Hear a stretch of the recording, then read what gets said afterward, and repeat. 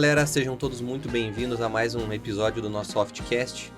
E hoje aqui no programa a gente vai receber uma convidada que muitos de vocês já conhecem, é professora do curso, já apareceu em outros podcasts, então talvez vocês reconheçam pelo som da voz. E a gente vai falar um pouquinho dos desafios que os residentes, que os fellows e que quem se formou recentemente tem ao enfrentar as primeiras cirurgias de catarata, as cirurgias iniciais de catarata e as variações dessa cirurgia. Então, para esse papo nosso de hoje, eu vou convidar aqui a doutora e professora Mari Holler para a nossa discussão. E dá boa noite para o Bernardo, boa noite, Daniel, boa noite, Mari. Boa noite, Léo, tudo bom? É um prazer estar aqui novamente. Eu estava esperando esse convite aí para aparecer de novo no podcast. Eu já estive como convidada e também tive a oportunidade de participar como apresentadora e foram oportunidades muito legais aí da gente conversar. Bom dia, boa tarde, boa noite. É um prazer enorme estar aqui mais uma vez, recebendo essa convidada muito especial, que além de professora é muito amiga nossa. E é um tema que eu gosto bastante, porque mistura ensino e cirurgia de catarata. São duas coisas que eu gosto muito, então acho que vai ser bem legal. A gente abriu uma caixinha de perguntas no Instagram que bombou, assim, então realmente o pessoal tem muita vontade de aprender cirurgia de catarata, né? Tem muita vontade de discutir esse assunto, então acho que vai ser um papo bem proveitoso.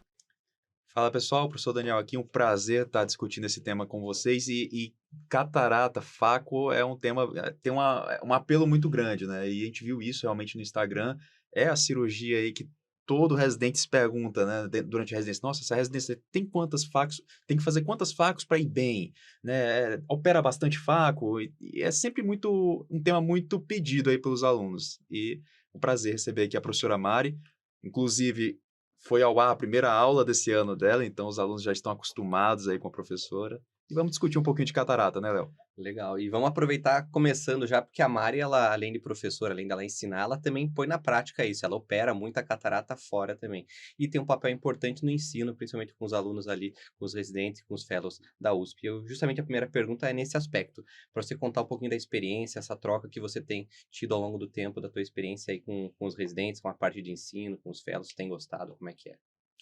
Então, Léo, para mim essa questão de continuar no serviço, né, tá ligada aí a um serviço de ensino sempre foi muito importante, por vários aspectos, assim, eu sempre tive muita vontade de conseguir retribuir aí para o meu serviço o tanto que eu aprendi, né, então devolver esse conhecimento aí para as próximas turmas. E tem um outro fator também, né, que é, como é que é, hein, Dani? Qual é a melhor forma de a gente aprender? Na prática, né? E ensinando, né? Ensinando, Você sempre exato. fala isso, né? Exatamente. Então, ensinar é sempre uma forma da gente continuar aprendendo. Eu acho que faco é uma cirurgia sensacional e é uma curva de aprendizado que não acaba nunca. Então, você acha que você sabe tudo, aí chega algum caso que te surpreende, que acontece alguma coisa diferente, você acaba aprendendo mais.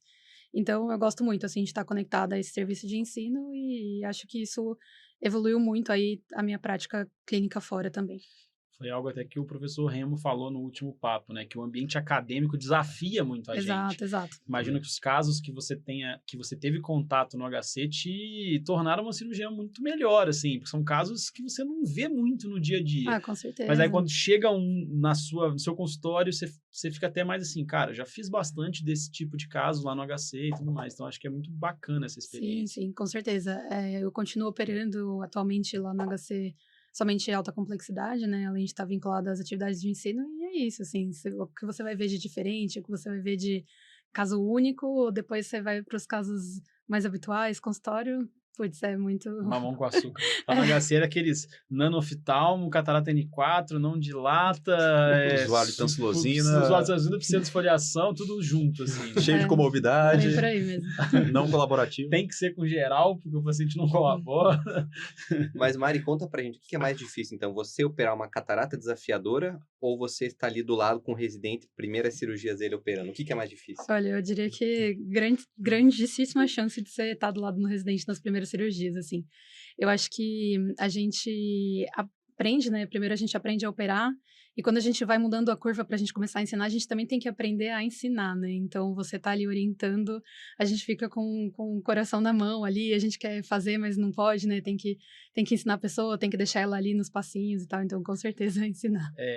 Isso aí eu e o Dani, a gente pode falar com propriedade também, né? Que a gente teve um ano de preceptoria que era um ano, assim, tenso, né? Era um ano complicado, assim. No começo do ano, principalmente, o pessoal começando ali, né? Deve ter entrado numa, sei lá, umas 300 cirurgias de catarata nesse ano de preceptoria e você entra realmente ali meio apreensivo, porque no começo da curva a gente sabe, e a gente não quer ser aquele preceptor que não deixa o cara fazer nada, né? A gente quer deixar o cara fazendo os passos, mas realmente saber ensinar é uma virtude, porque se você tá nervoso, Você pode passa até, esse você pode até nervosismo estar nervoso, mas se você transparece esse Você nervosismo passa para quem está isso. operando, é a pior coisa Uhum. que tem. Você tem que mostrar Exato. segurança, porque aí você deixa a pessoa confiante, segura do que ela está fazendo. Uma coisa interessante que o Dani falou, essa questão da cirurgia de catarata, às vezes quando a gente vai entrar na residência, a gente já está pensando nisso, né? Exato. Quantas cataratas eu vou fazer? Quantas cataratas meus R+ fizeram? E aí chega o seu momento de operar catarata, você tá ali também com aquela ansiedade de 2, 3 anos ali já para você começar a operar.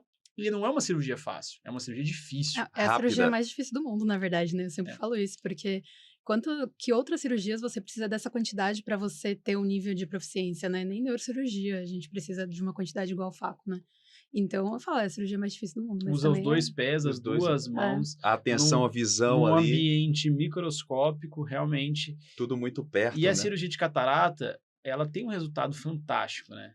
Porém, a gente sabe que uma cirurgia de catarata complicada pode prejudicar muito o prognóstico visual do paciente. Então, realmente é uma cirurgia delicada. E as coisas acontecem muito rápido, né? Quando acontece uma complicação, às vezes é muito rápido. Num piscar de olhos aconteceu a complicação.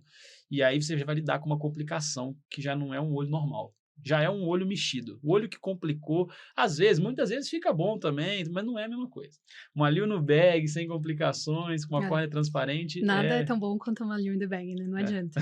E por isso é importante ter uma pessoa capacitada do lado para saber o momento de parar. O residente começou a fazer besteira, opa, naquele momentinho antes você para, porque depois, um segundo depois, já foi, né? E esse ponto que o Léo falou é bem legal, porque assim, você tem que quem ensina o residente tem que estar seguro e tem que saber intervir na hora correta. E o residente tem que ter a humildade de aceitar, tá? Porque você precisa intervir na hora correta para que aquele problema não evolua para algo que você não é capaz de controlar, entendeu? Então isso é um ponto bem interessante, mas a gente conversa para depois. Eu só queria puxar o tema aqui, Bernardo, e voltando para essa questão de que cirurgia de catarata é algo que tá na mente até de quem ainda nem começou oftalmo. Tirando por mim. Eu lembro quando eu estava escolhendo uma residência, eu era médico, não tinha grande conhecimento em oftalmo, né? E eu lembro que eu perguntava para os R+, poxa, e aí, opera muita catarata e tal? Nem sabia o que era uma catarata e já perguntava para saber qual serviço seguir e tal. Mas o residente, ou o futuro residente de oftalmologia, ele tem que entender que antes de iniciar a catarata e faco, existem outros procedimentos cirúrgicos bem antes, que vão te dar habilidades interessantes. E a respeito até disso, eu queria perguntar para a Mari. Qual a importância de uma cirurgia de pterígio, de fazer ali uma cirurgia de pronto-socorro para aquele residente que está se preparando para faco ali no R2, no R3? Com certeza, Dani, isso daí não tem, acho que nem muito o que falar, não é importante, né? Imagina, a gente, igual o Bernardo falou, na faco a gente vai estar usando as duas mãos, os dois pés, tudo tem que estar em perfeita sincronia, você tem que estar com controle total de tudo.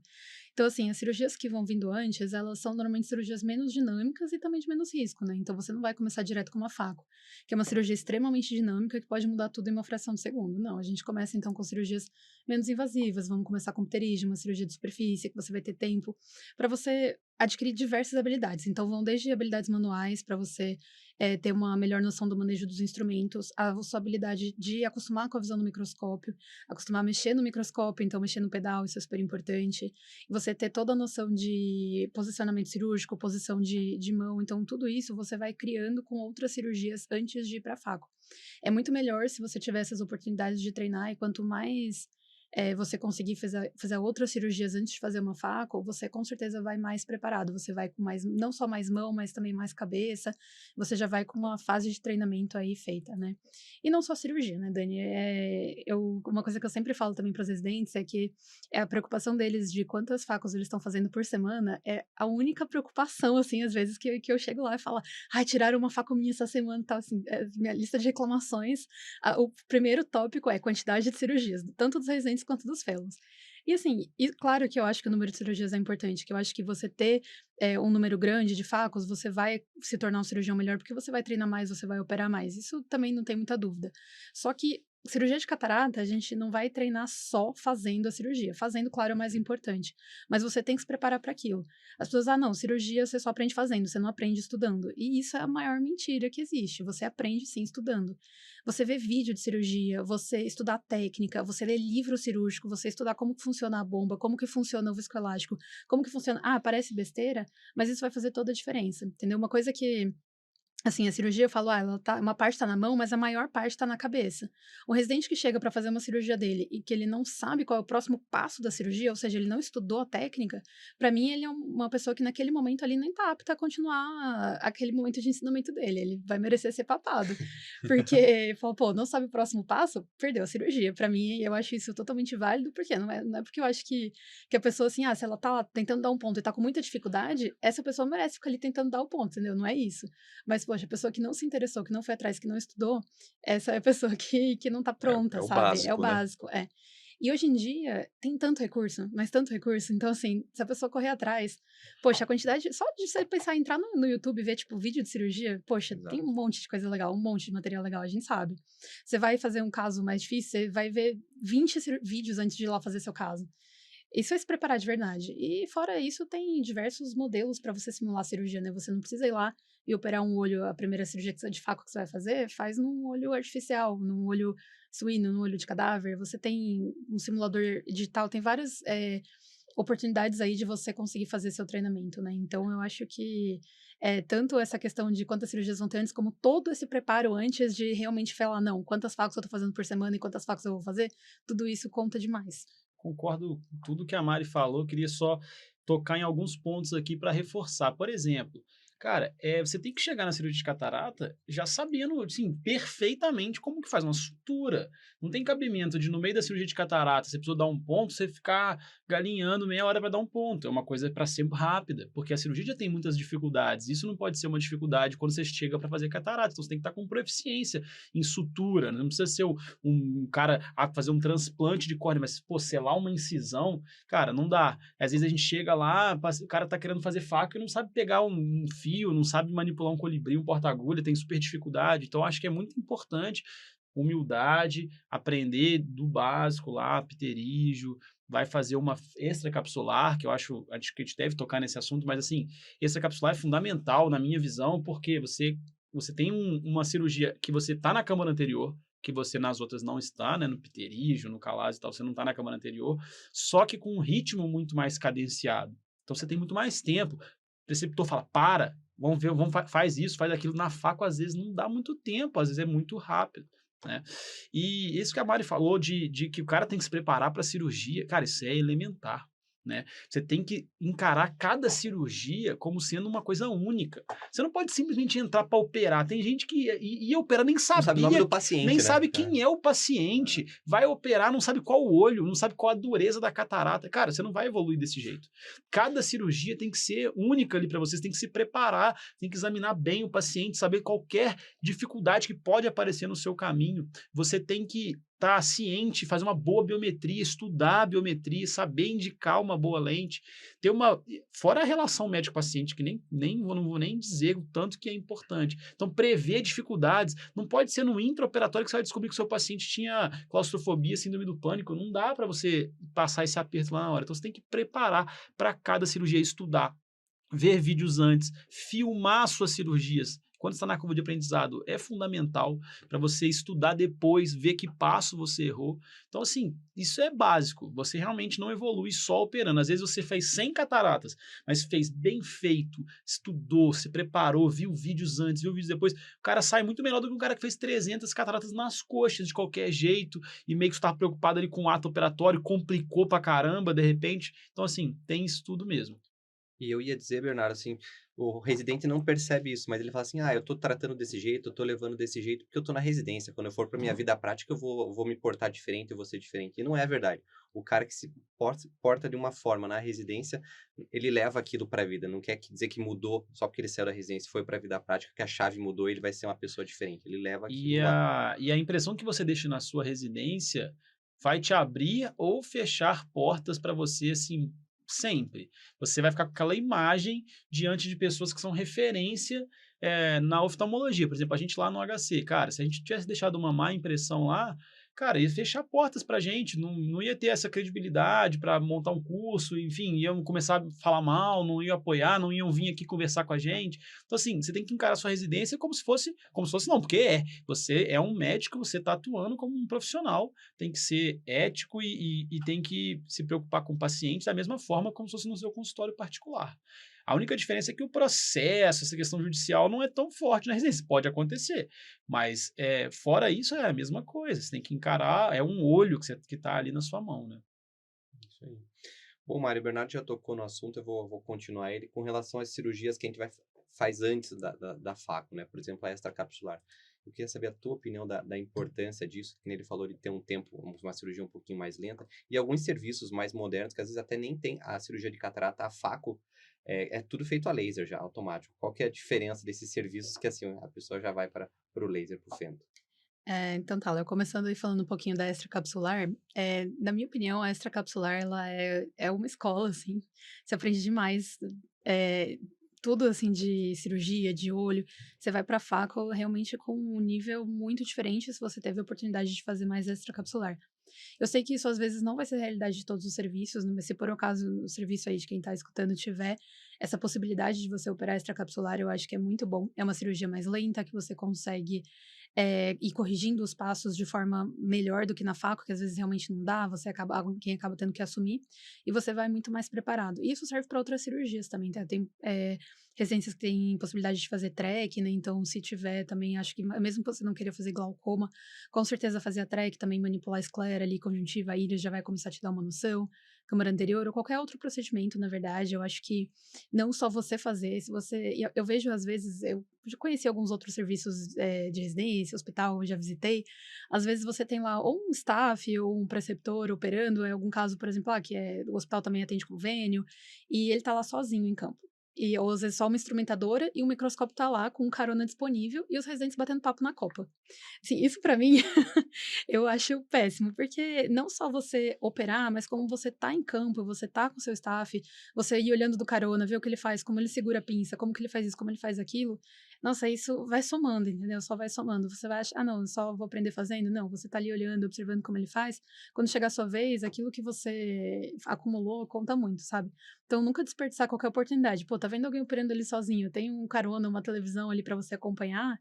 Vai lá, fica junto, entendeu? Não fica preocupado, de carimbar o papel lá. Assim, claro que tem que fazer essa parte também, né? Mas a gente tem que priorizar esses momentos também de oportunidades que a gente não pode desperdiçar, né? Em relação à outra pergunta, né, em relação ao fento, então são quase que dois extremos, né? Em uma cirurgia totalmente artesanal e na outra uma cirurgia já totalmente automatizada, né? Eu acho que o fento, ele tem suas vantagens e desvantagens, né, como qualquer coisa. Eu acredito que aqui no Brasil ainda são poucos serviços, né, de residência mesmo, que tem acesso para as cirurgias do dia a dia, né, ao fento. Mas quem entende mais disso, mexe mais com isso, mostra que o fento, como ele faz algumas das etapas, que são as etapas mais consideradas as mais difíceis, para um residente que está no começo da curva, muitas vezes tirar essas etapas aí do caminho, então a capsulorhexis, a incisão, ou mesmo a fratura, faz com que ele consiga fazer as outras etapas. Então, que ele consiga emulsificar fragmentos, remover o núcleo, remover córtex, implantar a lente, sem ter que meio que se preocupar com essas outras etapas mais difíceis. E ele pode depois evoluir para ir fazendo essas outras etapas da cirurgia, né? Com certeza é uma possibilidade, mas acredito que ainda é uma minoria dos lugares que tem essa possibilidade ainda. E eu acho assim que a pessoa não perde nada tendo contato com o fento na residência. Mas, de fato, não num cenário de médio prazo, não vai ser realidade no Brasil de ter fento disponível assim para todo mundo, né? Então o cara tem que saber fazer a cirurgia no método convencional, né? Porque só se ele tiver certeza, eu tenho um familiar, meu pai, minha mãe, tem um hospital, tem fento, só vou operar com fento, mas não é a Mas mesmo realidade. assim, Bê, às vezes você precisa, a Rex ficou incompleta, Sim, você sim. precisa lá ajustar, tem que saber, né? Não adianta, não fraturou, pronto, não sei operar, né? Não dá. Não dá. Mas voltando à questão da FEC, né, extracapsular, não é para sair fazendo FEC em catarata Isso. nuclear duas cruzes. Não é isso. Tem Isso indicação. isso é fazer o mal para o paciente. Mas fazer uma FEC numa catarata rubra, né, ainda mais num SUS que não tem kits disponíveis assim indefinidamente, né, kits cirúrgicos de faco e emulsificação mesmo, né, do aparelho. Então, acho que você está fazendo bem para o paciente, você está resolvendo o problema do paciente e os resultados são bons. A extracapsular, bem indicada, ela tem ótimos resultados. E A gente aí, tem serviços enormes com quantidades gigantescas lá aí. na Na Índia, Índia, o pessoal faz demais e o resultado é mas ótimo. isso que a Mari falou é realmente muito legal, porque você manipula a conjuntiva, manipula a esclera, então realmente você meio que lida com o Treina olho como um praticamente todas as todo habilidades ali, né? necessárias, né? Então realmente você sai um bom cirurgião, você aprende a fazer suco ali, a pessoa que vai para TREC tendo feito FEC, para ela a parte Ela é do mais suco é fácil. fácil, fácil, assim, né? a parte do suco vai ter outras dificuldades. Mas realmente uma parte importante, assim, e quando você complica a faco, né, no sentido, você tem uma ruptura de cápsula no começo da cirurgia, algumas vezes você vai ter que converter, né? Não é frequente, mas você pode ter que converter. E você saber fazer um bom suco, de repente você vai dar um resultado melhor para o seu paciente do que você só abrir a córnea Com e tirar de certeza. qualquer É seu jeito. seguro, né? Você fazer uma FEC bem feita. Uma FEC bem feita, ela fica 20/20 igual, tá? Então, assim, posso garantir isso. Você conseguir ter esse domínio, com certeza. Quando tem uma complicação na sua faco, você garante a FEC, você garante a cirurgia, né? Bom, Mari, com relação agora ao treinamento, que a gente sabe que na Europa, nos Estados Unidos, assim, o residente não vai tocar no paciente antes dele passar por um sistema ou de simulador ou olho biônico. E a gente sabe que essa não é a realidade brasileira, né? A gente acaba, obviamente, ali o residente vai estar sob supervisão, mas acaba não sendo o primeiro passo. Eu queria que você comentasse um pouco dessas modalidades que a gente tem, assim, se você vê uma importância maior, você vê se existe um número de horas que ele deve passar em algum desses que possa ser vantajoso. E como que a gente faz essa relação, assim, começar a juntar a prática, o paciente mesmo, com esses mecanismos de treinamento? Então, Léo, esses treinamentos que existem, né, para cirurgia, assim, para começar, ainda não existe um modelo único que é perfeito e simula exatamente como é uma cirurgia de catarata, né? Não tem. Eu acho que existe um interesse muito grande de desenvolver esses modelos e isso é uma coisa muito positiva, porque a gente sempre quer pensar, em primeiro lugar, em segurança do paciente. Então, você ter um cirurgião que vai fazer seu treinamento inicial em olhos simulados vai ser muito melhor, né? A chance dele ter complicações ele vai meio que gastar as dificuldades primeiro nesses olhos simulados antes de ir para um olho real. Acho que isso é muito, muito positivo. Eu acho que uma outra coisa que às vezes as pessoas acham que elas não têm acesso, assim, então, por exemplo, um residente que está no serviço fala, o meu serviço de residência não oferece nenhum modelo de simulação ali para eu treinar, então eu não vou fazer isso, né? E a gente já tem muito recurso no Brasil, assim, mas no mundo, para a pessoa mesmo ir atrás. Então, a pessoa consegue, se ela quiser, comprar um microscópio de bancada e treinar em várias coisas que simulam ali a textura de uma Rexis. Então, assim, tem muita coisa que a pessoa pode fazer, tá? No Brasil, existem alguns simuladores, né, do IC, que é um simulador muito bacana. Ele simula todos os passos praticamente da cirurgia de catarata, mas eu acho que, em particular, a cápsula Rexis é o que ele simula melhor. A pessoa consegue, se na cidade dela não tiver, consegue ir para São Paulo, consegue ir para Botucatu, reservar, alugar o aparelho e fazer esse treinamento no simulador. A pessoa consegue, no serviço dela, se ela for atrás, conversar de utilizar um microscópio cirúrgico do centro cirúrgico no final do dia, após as cirurgias para treinamento em olhos artificiais, ela consegue comprar o olhinho artificial pela internet. Então, assim, é claro que se você tem já uma coisa montada, estruturada, um wet lab pronto com tudo, é muito legal, né? Mas dá para, assim, cada um correr atrás, pensando que, assim, o serviço de residência vai ser sua base, né? Mas cada um é responsável pela própria formação, assim como cada um é responsável pelos seus pacientes, entendeu? Você pode estar amparado por um serviço de residência, mas você já é médico, você tem responsabilidades. E você também correr atrás do seu ensino é uma coisa que eu acho que complementa muito, né? Mas eu queria, no meu mundo ideal, que todas as residências fossem totalmente estruturadas para fazer esses treinamentos antes dos residentes operarem, né, nos pacientes. Sim. Na minha época de residência, a gente fez o simulador eletrônico, né? ICs, não é isso? IC. Eu achava bacana para Rex, igual a Mari falou. Ele ajuda mesmo a ter uma noção de fazer uma boa cápsula Rex, os movimentos, né? Movimentos de resgate, você consegue treinar bem. A questão das fraturas é um pouco menos, mas também dá para você treinar um pouco os movimentos de fratura. Tem alguns outros modelos de olhinho artificial que normalmente são melhores para fratura. Assim, meio que cada modelo tem suas vantagens e desvantagens. E essa questão do microscópio de bancada, eu achei que era um negócio muito caro, mas você me falou que é mais ou menos uns R$2.000, né? Você consegue achar por esse valor. Claro que tem os mais tops, né? Mas... Então, acho assim que se a pessoa conseguir se programar, ela até consegue comprar, né, e praticar, né? Eu acho que é interessante mesmo. Você tem lá modelinhos que você consegue reaproveitá-los, então não é uma coisa que você vai ficar gastando muito dinheiro. Você gasta ali um investimento para montar ali o seu próprio wet lab, mas é uma coisa que vai ficar. E é importante, porque a gente, no nosso dia a dia, a gente não tem essa noção do microscópio. A gente é acostumado a teclar um celular, um controle da TV, uma escova de dente. Aquilo ali é muito menor, é muito mais delicado. Então, eu acho que o simulador, o olho biônico, o wet lab, ele te dá uma noção ali até de pegar no instrumento, que é muito boa, por mais que não seja tão real, mas essa sensibilidade é importante. Ô, Mária, e como eu sei que todo mundo vai mandar mensagem no Instagram perguntando, manda já os nomes aí das marcas, dos olhos simulados, aí não tem conflito de interesse, ninguém tá patrocinando, então fala aí todos aí, porque a gente sabe que vão mandar mensagem eu não vou saber todos de cor, mas qualquer coisa eu deixo colocar depois aí no texto do podcast, mas do simulador tem o IC, né, que o simulador digital, esse é o principal, né, esse é o único que eu conheço, na verdade, que simula bem. Mas ele para comprar acho que é bem caro. Não, ele é... Não, esse daí... centenas de milhares de reais. Ô, Mari, soletra o IC, porque tem gente que... o IC. O IC, em inglês, né? Ai de olho... se eu não me engano é ISI, de olho, mas né? eu dou uma checada nisso depois, se alguém quiser verificar aí. Beleza. Daí, em olhos artificiais, né? Tem da marca Biônico, que é americana. Tem a marca Kitaro, que é japonesa. E no Brasil, a gente tem a iLab, que também está produzindo uns modelinhos aí nacionais. Existem outros, tá? Que eu não vou lembrar todas as marcas de cor, mas você começa a entrar no Instagram de uma, o próprio Instagram começa a te sugerir as outras para você. Os mais conhecidos são esses mesmo, né? Biônico, Kitaro e esse nacional. E o agora. iLab, E só para passar pro pessoal, o IC é isso mesmo, é EYESI. Ele é da Hagstrite. Não, mas esse daí é difícil pra vocês comprarem, tá, gente? Mas que a pessoa seja muito, muito, muito, muito milionária. Eu já fui dar uma olhada, uma pesquisada aí e falei... E uma que o pessoal vai perguntar também, acho que depois, é com relação aos vídeos do YouTube. Se tem algum canal que você recomenda? Tem muito, né? Cara, é uma poluição.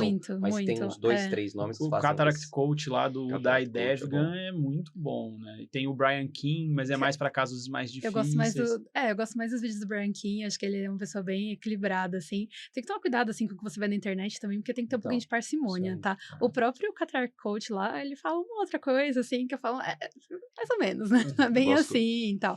Mas ele é muito didático, né? Então, as pessoas normalmente gostam bastante do vídeo dele. O mais artista de todos é o Telejin. Eu gosto muito dos indianos, do Deepak Melur. Ele é muito bom. Ele, inclusive, os vídeos dele, ele faz com toda uma edição voltada para a aula mesmo, né? E o Pradip Mohanta, mas mais o Deepak, eu prefiro o Deepak. Mas o Telejin também no Instagram é um negócio esse daí é artístico, também, esse daí... É muito bacana também de acompanhar, mas é mais casos difíceis. Do ponto de vista de educacional, o Deepak é muito bom. Uma coisa que eu acho interessante a gente falar também, que é uma coisa que o pessoal sempre pergunta, antes da gente entrar nas dúvidas do pessoal e falar mais de cirurgia mesmo, a questão de instrumental cirúrgico. Uma coisa que muita gente pergunta, o que vale a pena de instrumento, o que não vale? Sei que a Mari, que é a minha colega de residência, ela era raiz, assim, né? Era tudo do mais barato e tal. E eu era mais por ralé também. Tínhamos lá que era só DK, Rumex, Vexler, não sei o quê. O Sakuno, que vai ser professor do Retina 360, era só um instrumental cirúrgico de primeira. Mas assim, voltando a esse assunto de instrumental cirúrgico, assim, você nunca vai se arrepender de ter um bom instrumental cirúrgico. Isso você nunca vai se arrepender. Assim, assim, você só vai se arrepender na hora de comprar, assim. Na E hora quando que ele cai você... no chão, né? E na hora que... Você só vai se arrepender na hora da complicação, quando você tiver que pegar alguma coisa, sua pinça não tá segurando, aí você vai Mas isso que a realmente... Mari falou é verdade. Às vezes na residência a gente não sabe como lidar bem com os instrumentos, conserva de qualquer jeito, limpa de qualquer jeito. Então, às vezes, ter um instrumental intermediário, eu acho que é a melhor solução. E eu acho, assim, que alguns materiais vale a pena você investir numa coisa melhor. Por exemplo, lá no HC a gente tinha que montar nossa própria caixinha, né? Em outros lugares o próprio hospital fornece a caixa e tal. Mas eu acho, assim, que uma boa Ultrata ou uma boa Inamura faz diferença, assim, que a Rexis não pode ser uma coisa... A Rexis, eu sei que muita gente, na curva de aprendizado, muita gente tem dificuldade e é normal ter, mas depois a Rexis vira um passo tranquilo da cirurgia. E assim, a sua Ultrata tem que ser uma boa Ultrata. Então, assim, a gente gosta muito, eu gostava muito da Odus, tem outras marcas também, né? Vocês podem falar o que vocês usavam. O restante dos instrumentos da Faco são instrumentos tranquilos, não precisa ser coisa cara. Você não precisa ter um chopper diferenciado, ASICO, na minha visão, tá? Não acho que não precisa. Mas um instrumental que eu gostava muito era o pré-chopper. Eu acho que é um instrumental bacana, cara. Né? Uma das dúvidas mais perguntadas que foi dos núcleos moles, acho que o pré-chopper resolve esses casos, assim, de núcleos moles. Você consegue fazer uma fratura ali, que é aquela técnica de pré-fratura, né, sem utilizar a caneta ultrassônica. Eu acho que vale a pena um pré-chopper, e a Odus é uma marca bacana também. O que você acha aí de instrumental, Mari, para residente? Vamos pensar em residente. Então, assim, na época da residência, eu me sustentava sozinha já, então não tinha muito dinheiro para gastar com instrumental, era tudo bem raiz, assim. Mas então, pensando aí nas pessoas que vão ter que escolher no que vai investir, eu concordo em relação à pinça de Rexis. Eu acho que tem que ser uma pinça razoável, porque senão você vai se irritar muito. Tipo, o negócio não tá pegando ali o flapzinho, e daí você começa a ficar já nervoso na Rexis, aí você já vai pra fratura com a cabeça assim de a Rexis foi sofrida, correu, não consegui pegar e tal. Então a pinça tem que ser. Agora, outras duas coisas que eu acho que vale a pena comprar de uma marca um pouco melhor, assim, é o shopper.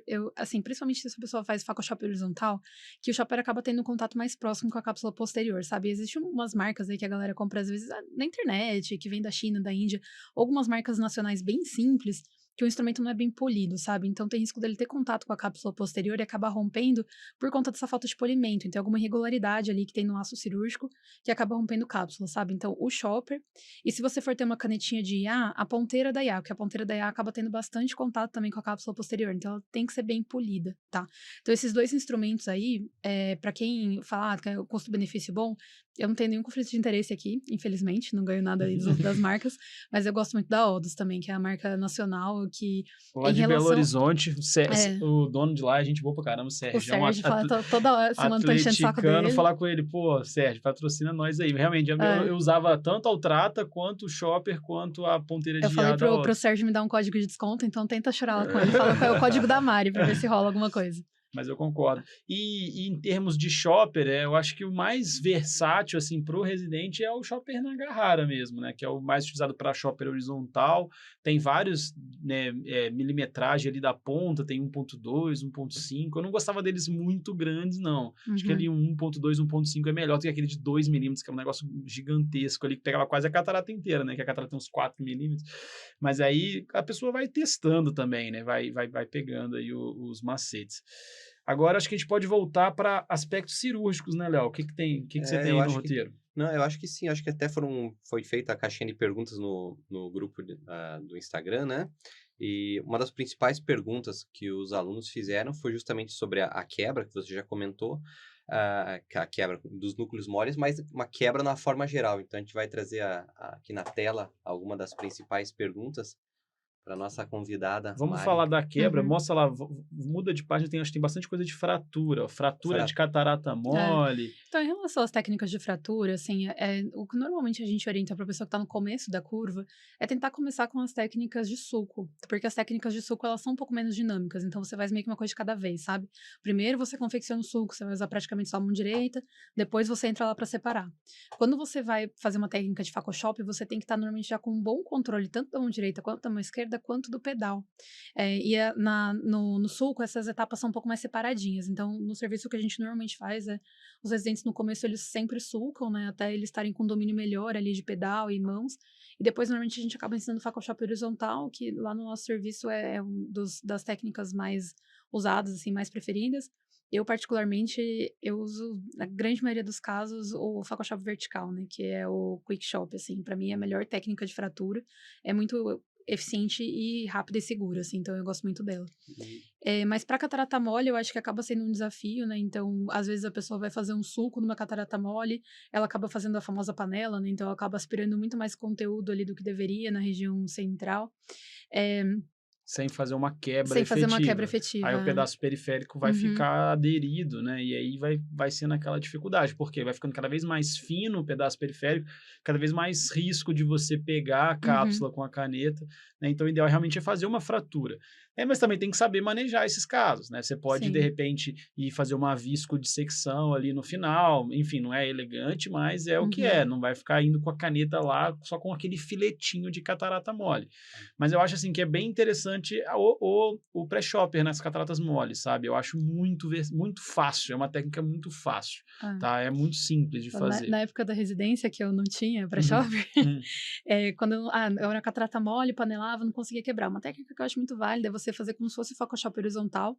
Para fazer Facoshop horizontal, né, eu prefiro usar um instrumento de ponta mais romba, tipo o Akaroshi, que tem aquela bolinha pequenininha na ponta, e fazer somente com o shopper em movimento. Então, somente com a esquerda você vai, entra embaixo da cápsula, verticaliza e puxa. Gira, verticaliza e puxa. Você acaba fatiando aí seu núcleo, depois você consegue aspirar os pedaços e terminar a cirurgia.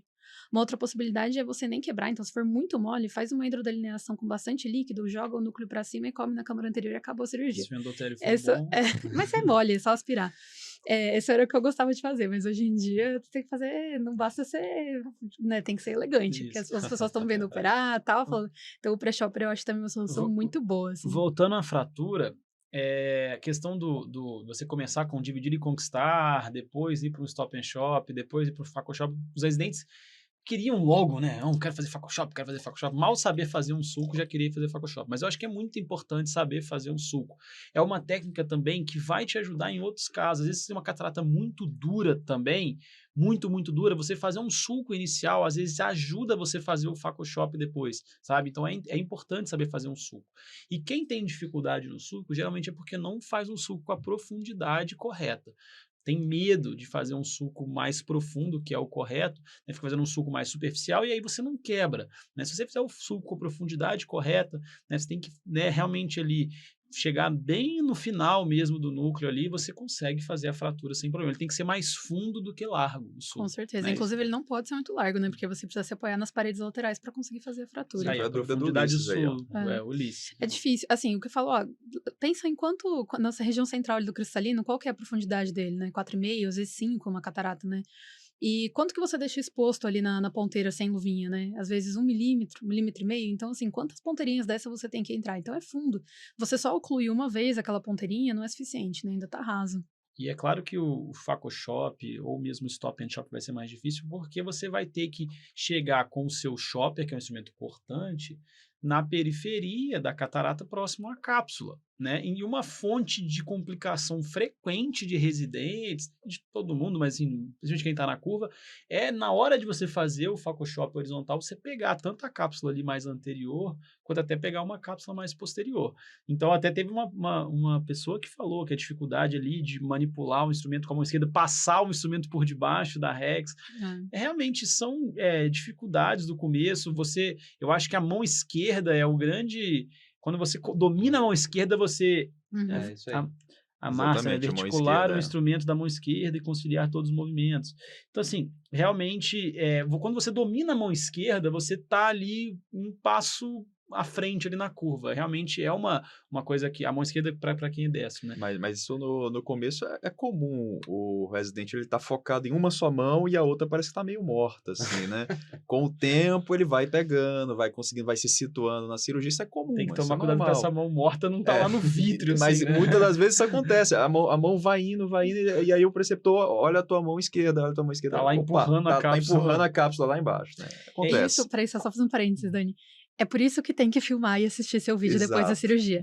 É por isso, porque na hora Na hora você você não não percebe. percebe o que está acontecendo. E às vezes não é só uma mão morta.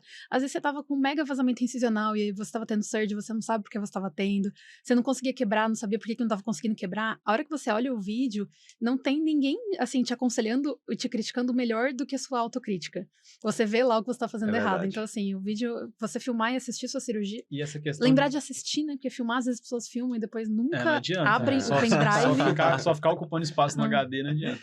E aí essa questão de verticalizar o instrumento também, eu lembro, né? Muitas vezes a gente ficava meio que superficial ali na hora de fazer medo, o né? Phacoshop horizontal, eu ficava com medo de verticalizar o instrumento para fazer o movimento ali mais horizontal no plano correto. Mas eu acho que isso aí não tem como a gente ficar falando, tempo, ensinando aqui, isso aqui é muito com o tempo mesmo. Uma coisa que eu queria comentar até é a técnica do Ctrl+C, Ctrl+V, Mari, que eu sei que é até uma coisa que você fala bastante com os residentes e com os fellows com relação ao parâmetro do Phaco. Porque, assim, é bem comum você falar assim, eu quero botar o parâmetro do meu R6 e quer colocar aquele parâmetro mais agressivo, padrão Bernardo. Você tem que adaptar pro teu nível, Os né? residentes e os fellows já sabem, porque eu já chego no centro cirúrgico bufando quando eu vejo lá o parâmetro. Claro, né, gente? Então, assim, aprender a mexer no aparelho de Phaco faz parte do aprendizado de Phaco. Só que você não vai aprender a mexer no seu aparelho de Phaco se você não coloca parâmetros, você não põe a sua configuração lá e você não ajusta conforme você tem alguma dificuldade cirúrgica, tá? Então, a gente tem que saber que o Phaco, ele tem muitas possibilidades. Então, se você coloca uma aspiração mais alta, um vácuo mais alto, você vai ter um comportamento dentro da câmara anterior muito diferente. E é muito comum você pegar lá e colocar o parâmetro do seu chefe, que tem, sei lá, 5.000 cirurgias, e você que tem 5, achar que você vai usar aquele parâmetro que pra você vai ser bom aquilo, sabe? As coisas vão acontecer muito rápido e você pode ter algum problema e só perceber quando é tarde demais, assim.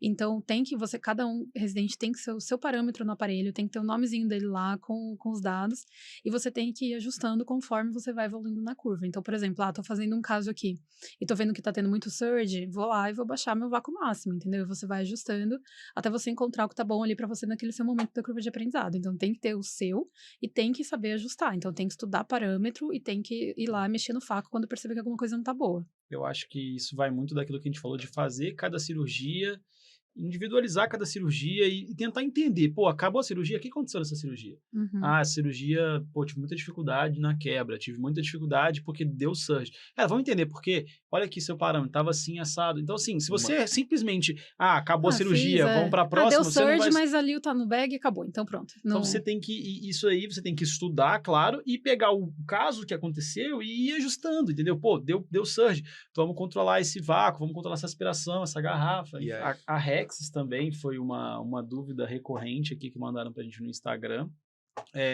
Sobre Rexis, assim, eu acho que é treinar. A Rexis é a coisa mais fácil de você conseguir treinar sem você precisar treinar no olho. Tanto por conta do simulador digital do IC, que as pessoas conseguem ter acesso, quanto por coisas artificiais. Então, você consegue pega uma uva, um tomate, e faz a Rexis na casquinha da uva e do tomate no microscópio lá no final do dia no seu centro cirúrgico, sabe?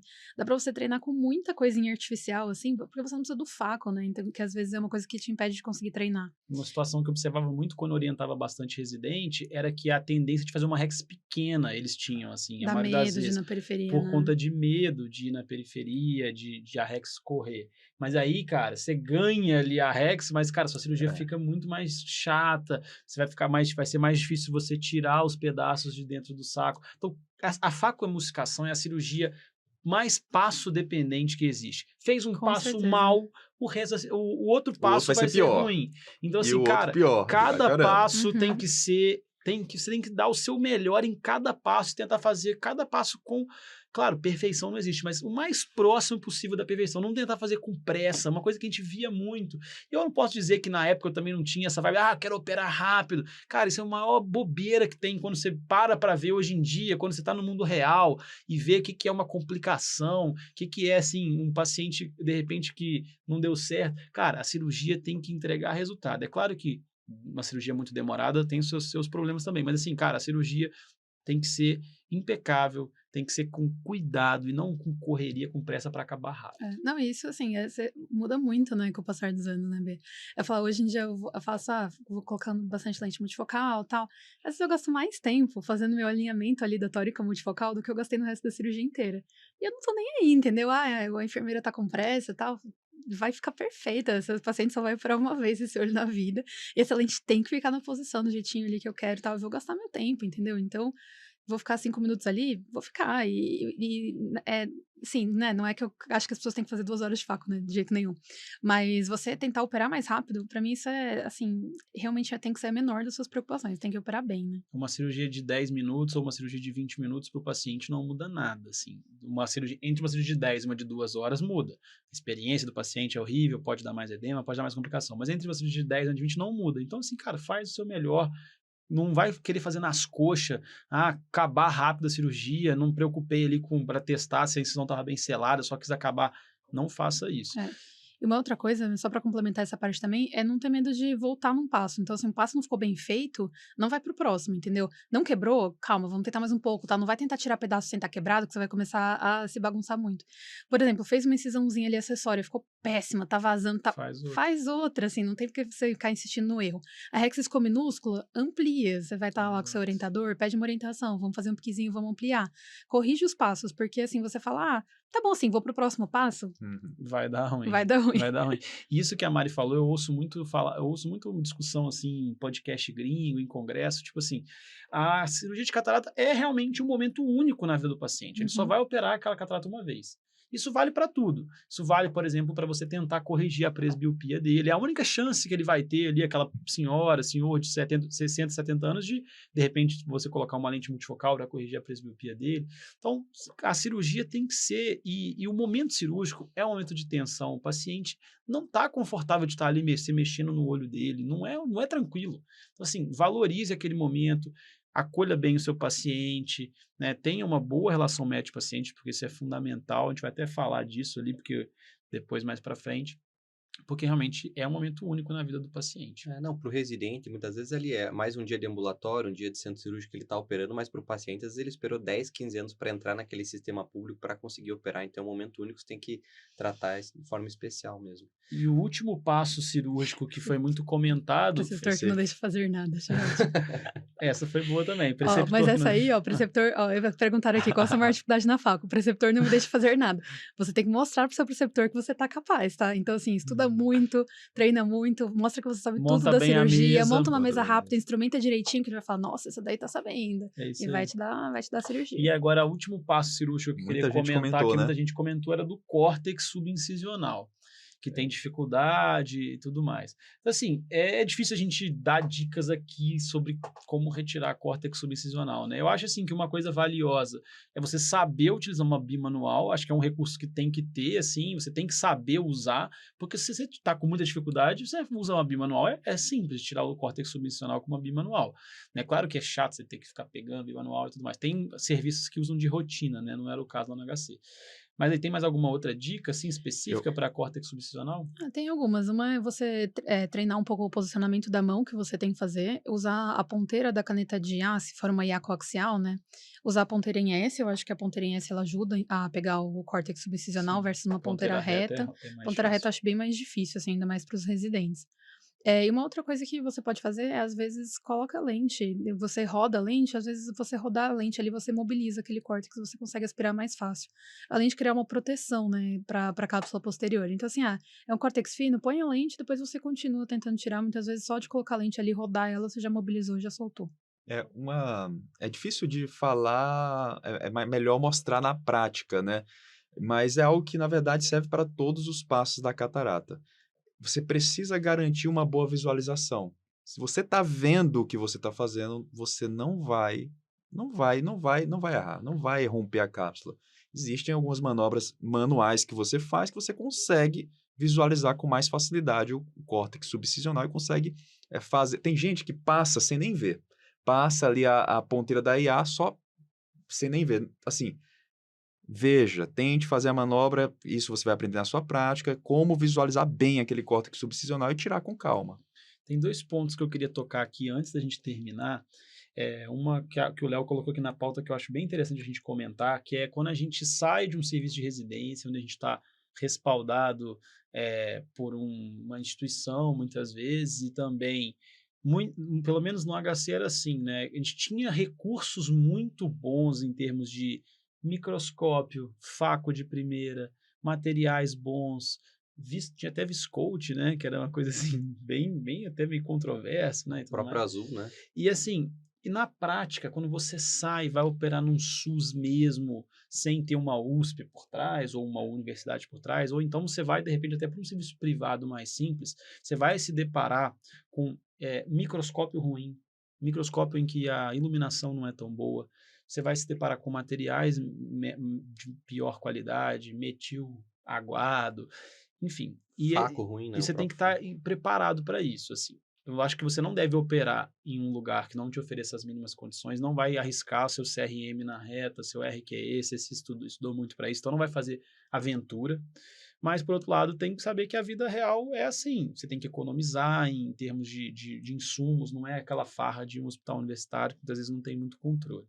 Eu tive muito essa experiência, o lugar onde eu comecei a operar quando eu saí da residência tinha uma estrutura de microscópio bem complicada, assim, tipo, cara, tinha um Leica ultramoderno lá na HC e eu fui operar num Zeiss antigo, assim, não era nem um DF Vasconcelos, cheguei a operar no DF Vasconcelos, mas era até um Zeiss.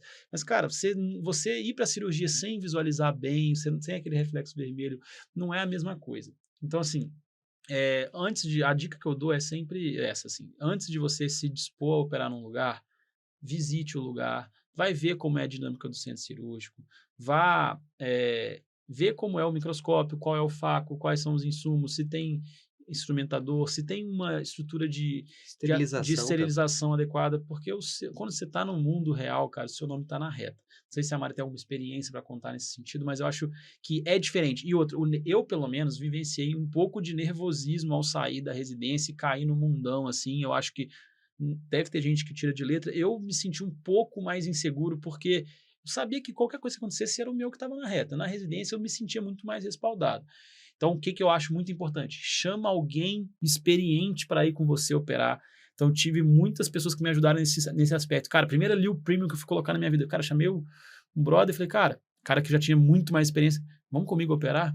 Vamos lá, você entra comigo e tal. Cara, pô, entra e tal. Isso ajuda demais. Você ter alguém que te conhece, alguém que te dá apoio, que é seu amigo, acho que ajuda muito nessas horas. Concordo, Ben. Assim, já fui muito buraco aí.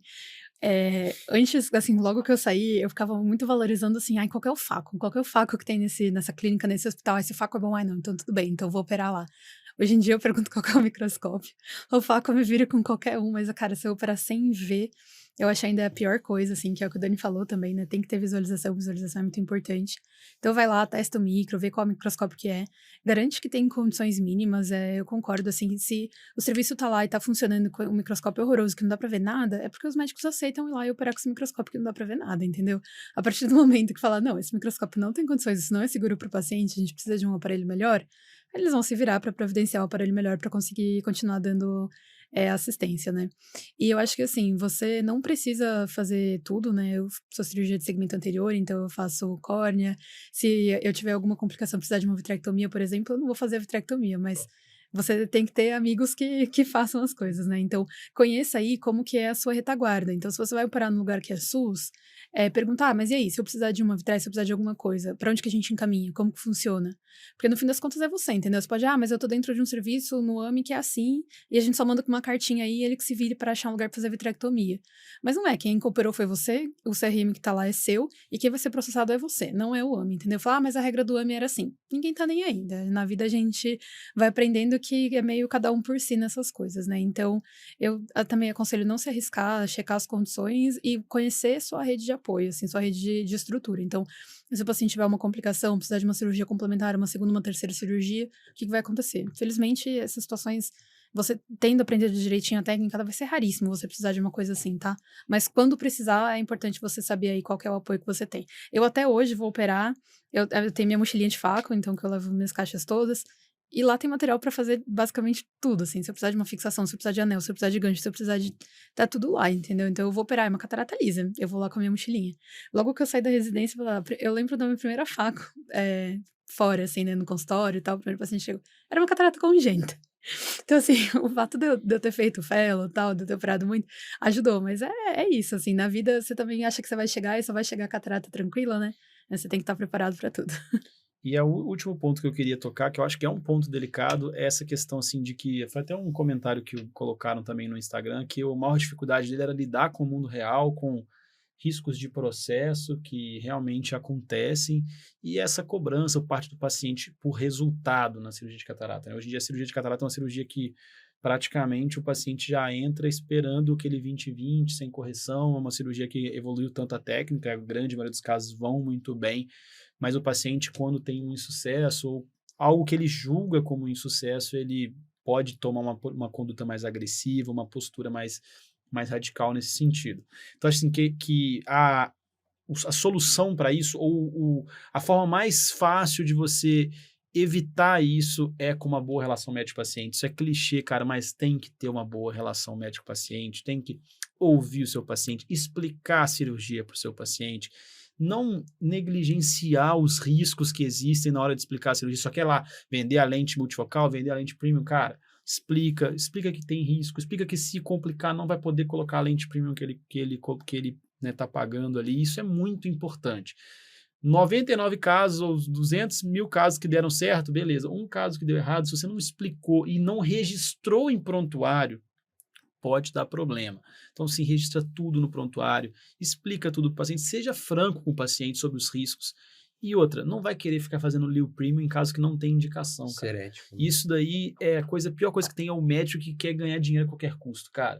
Quer indicar uma lente que só para que o paciente não precisa, ou que ele não vai ter o benefício daquela lente só para ganhar e lucrar em cima dele. Então, esses são os médicos que são mais sobre risco. Se você foi ético, foi honesto com o paciente, explicou, a chance de acontecer um processo diminui bastante. É claro que ela ainda existe, mas diminui bastante, no meu ponto de vista. Tá? Então, acho que é importante, sim, essa questão. Hoje em dia, a gente tem que estar preparado, né? Tem muita gente maldosa também, tem paciente que já entra já com, sabe, com essa ideia, se der errado, se não for, eu vou processar.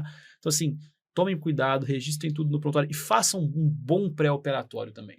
Tudo que está registrado no pré-operatório, está documentado. Se você tiver acesso, cara, faça exames de imagem, faça o CT. Eu tive um caso que a paciente veio falando, não sei o que, a cirurgia não ficou tão boa. Cara, eu falei, te mostrei aqui, tinha uma membrana epretiniana, te mostrei antes, a cirurgia está aqui registrada em prontuário.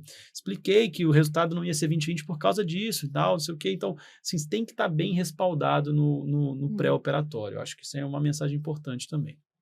Com certeza. Assim, você ter tudo muito registrado, o que você fez, o que você falou, você ter termo de consentimento, não vai evitar que você seja processado, vai evitar que você perca o processo, mas ainda assim você pode ser processado, você não vai perder. Para evitar que você seja processado, é a relação médico-paciente, não adianta. É você ter explicado tudo antes, é você mostrar para o seu paciente que você é parceiro dele, que vocês dois estão juntos ali para tentar melhorar a qualidade de vida dele, melhorar a visão, e você quer ajudá-lo, e você, se você está vendendo uma lente, é porque você acha que isso vai ajudá-lo mais e mostrar que essa relação é de parceria. E quando um paciente, assim, chega, por exemplo, num pós-operatório insatisfeito, você também, como você vai abordar isso, diz muito, sabe? Mostrar que mesmo nessa situação, a relação, ela tem que ser de parceria. Então, assim, poxa, não ficou satisfeito? Como que a gente pode melhorar mais? O que aconteceu? Vamos conversar junto. Isso não era o que você esperava, mas eu te falei que ia ficar assim. Tem a membrana, vai querer operar a membrana tem esses riscos de operar, normalmente a gente não indica com essa cuidado. Mostrar que a relação, assim, é vocês dois diante do problema que é a membrana, entendeu? O problema não é você e o paciente, vocês estão juntos, vocês são parceiros e vão tentar melhorar o que puder melhorar, ou fazer o que puder fazer, sabe? E isso, pra mim, é o que faz mais diferença aí em você conseguir não ter processos, né? Não ser processado. Queria convidar todo mundo para participar do Facotalks, né, que vai ser um evento que a gente vai fazer no dias 16, 17 e 18 de maio. Vão ser 3 dias assim, de uma imersão em cirurgia de catarata. A gente vai falar no primeiro dia sobre como ser um cirurgião de catarata de excelência, então quais são os passos que você tem que dar, a gente vai falar muito de curva de aprendizado, né? E a gente vai ter nomes assim incríveis, né? Dr. Pedro Carriconde, Dr. Takashi Ida, doutora Bruna Venturi, Dr. Richard Ida, junto comigo e com a Mari também na apresentação. No dia 17, a gente vai falar sobre vamos abordar casos desafiadores de cirurgia de catarata, vamos mostrar muito vídeo de caso complexo e os cirurgiões de referência nacional vão comentar o que eles fariam naquele caso, quais são as pérolas ali deles para a pessoa poder lidar com esses casos. A gente vai ter, então, nesse dia, Jonathan Lake, Bruno Fontes, Newton Andrade e o Robson Koyama. E no terceiro dia a gente vai falar das técnicas de fratura. Isso que a gente falou aqui agora, só que muito mais ilustrado, com vídeos, né? A gente vai falar com o Dr. Celso Takashi, Dr. Bruno Miolo, Dr. Gabriel Castro e o Dr. Rodolfo Takaishi. Então, assim, vai ser um evento muito bacana, online. Tem que pagar alguma coisa, Dani? Totalmente gratuito, é só Gratuito. comparecer. É mamão com açúcar, pessoal. É só entrar, é só cadastrar, entrar no YouTube, no link que a gente vai mandar quando você se cadastrar. E é isso, é uma oportunidade aí da gente estar reunindo um dos maiores cirurgiões de catarata do Brasil, assim, um grupo que está aí sempre de relevância internacional para falar com vocês aí sobre cirurgia de catarata. No horário clássico, né, Bernardo? Do After Review. 20, né? Horário 2020. Então, pessoal, Facotalks, o link lá do nosso Instagram, é só preencher um cadastro que você já está inscrito, não paga nada. Não custa nada, pessoal. Bora prestigiar aí. É isso aí. Dani, Bernardo, Mari, muito obrigado. Acho que foi muito bom o podcast. Espero que todo mundo tenha aproveitado também e até semana que vem. Até, gente. Muito obrigada pelo convite. Valeu, pessoal. Valeu, pessoal. Foi muito bacana. Valeu.